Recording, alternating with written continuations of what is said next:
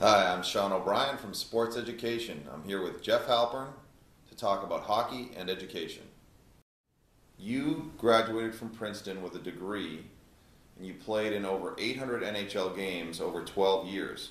How did you do that? Completing my education in college, I had the time to do it. My hockey development wasn't where it was as far as the pro level, so I had time to finish school while continuing to develop. And then, obviously, hockey is a dream job, and it's something that you try for everything to pursue. But I played with a lot of guys over the years. You never know how long it's going to last, and so I've been real fortunate to be able to combine both education and hockey. So you were saying that when you were growing up, you weren't necessarily aware that you would be where you are, or you were aware? There's a handful of players in the world probably that can say I'm going to be in the NHL for 10, 15-year career, and for the most part it's a lot of hard work and guessing, and there's no guarantees. So I took a path in my hockey is I always wanted to keep playing, and when I was growing up, it was always I wanted to get to the college level and continue my hockey another 4 years by playing Division I college, and really wasn't until then I dreamed about it or thought about it. I wanted an NHL career or even a professional career at some level, but it wasn't really until in the middle of college where that became a reality. And up until that point, it was always trying to use hockey to further everything, just a chance for more hockey or a chance for an education, and combining the both was not only useful but fun at the same time. All right, so they say play till they take the jersey away, right? Yeah, I mean it's playing. I think everyone wants to keep going, and for the most part, I think all of a sudden the music stops one day, and there's no one giving you a jersey anymore, as opposed to taking it away. But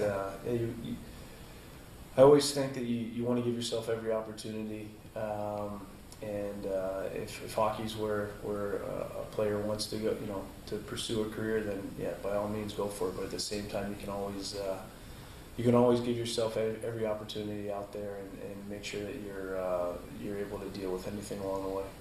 So you were identified as a leader of the U.S. national team in 2008 at the World Championship. What was it like, A, to be selected, and then B, preparing for the event to lead some of the best players in America?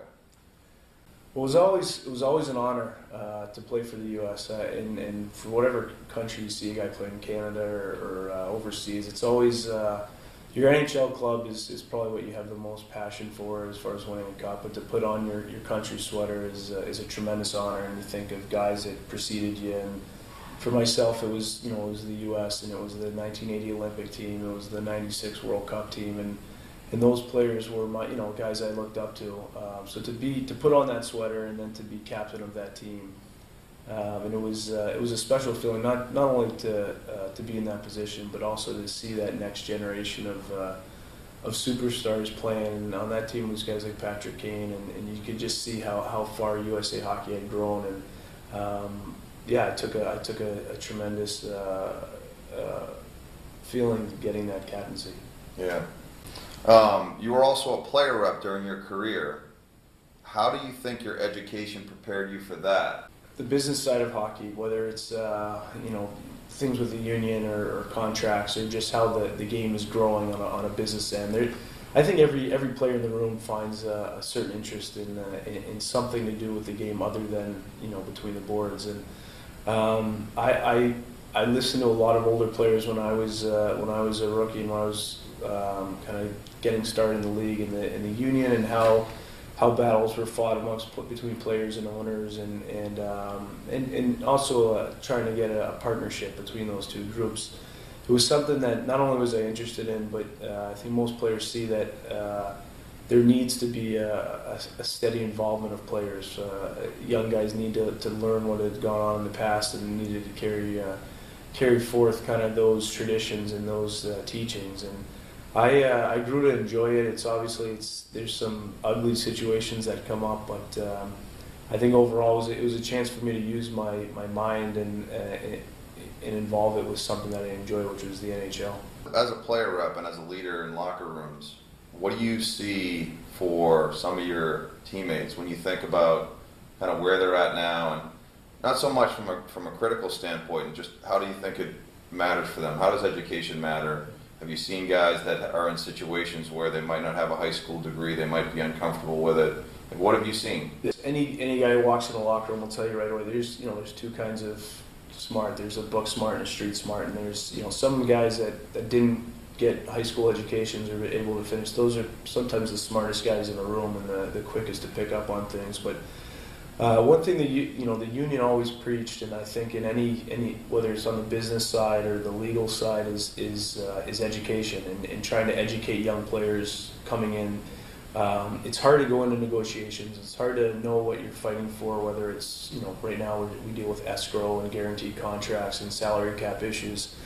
It's hard to go into those conversations if you're not educated on the points and that are important to those things. And so when you get players that don't have a background or at least an understanding of how to approach those topics, it makes it difficult not just for them to be involved, but for the entire union and the entire player base of the NHL to grow as a group, and it becomes so important to have those individuals that are able to do that.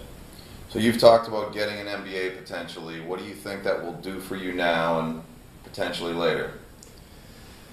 Well, I think throughout my career, and a lot of players will probably say the same thing, the only thing you ever think about is how to get a contract for the next year, how to continue your playing career, and I wouldn't discourage that feeling at all. I think every hockey player, that's their passion, that's what they want to do. I think what I've learned along the way is that you want to give yourself as many opportunities as possible, and for myself, I didn't take advantage of a lot of years of downtime when you're playing, and sometimes it's you're resting or you're doing things that you need to do to feel good about playing, but at the same time, as you get older and you develop other interests, whether it's in business or in law or even if it's teaching, there's certain things you can pick up, and there's whether it's courses along the way or classes or even getting a degree. It bolsters your abilities for whatever it comes, and you see now a lot of players become GMs, and there's a lot of business that goes along with it. There's a lot of law that goes along with it, and you need to have those backgrounds. And it's really just giving yourself every opportunity in life. You might be able to retire from hockey and not want to work or even need to work, but to be able to fall back on something if you enjoy, if it's a business that you want to grow and start, then you have that foundation to build from. Thanks, Jeff. Good stuff, bud. Thank you.